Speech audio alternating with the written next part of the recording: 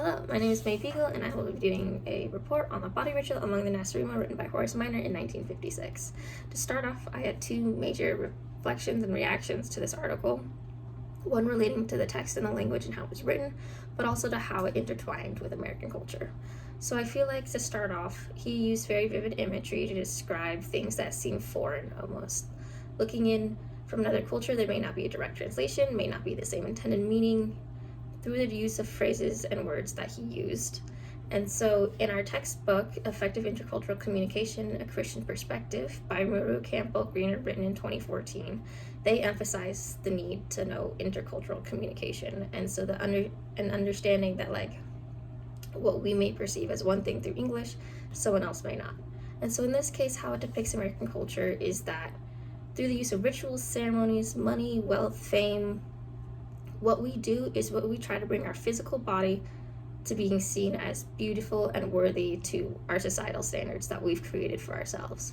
So we have these chests in our house almost, and we use those and we create shrines to worship each other, worship ourselves, and we use these holy mouth men, such as doctors or plastic surgeons, makeup artists, to prevent the decay of the human body because we deem it as ultimately ugly to begin with.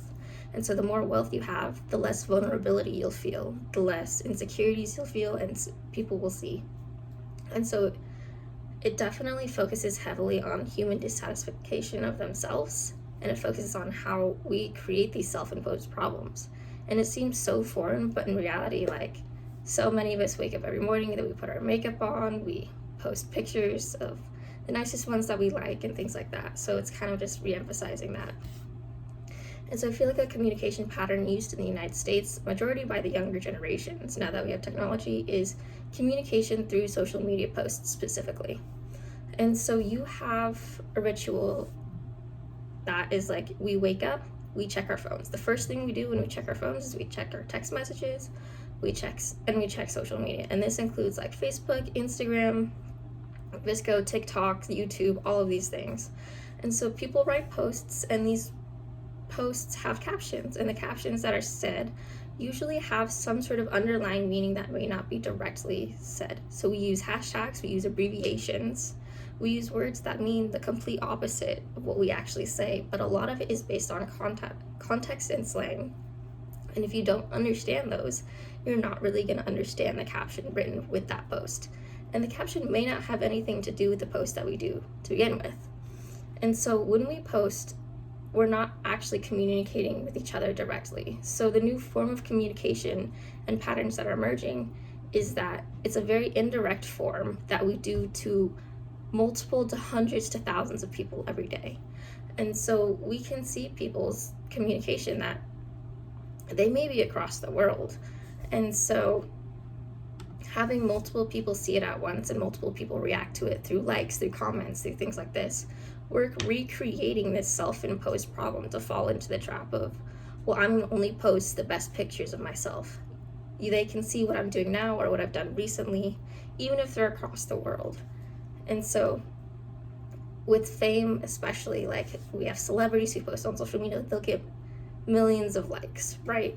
And they're using the fame to potentially hide the ugly, but they also could be using it to show the beauty.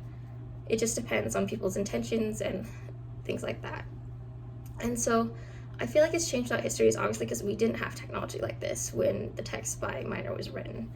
There was more face-to-face, there was letter writing, there was things like that. And now we see our culture and it's modernized and it's adapted through the use of technology almost.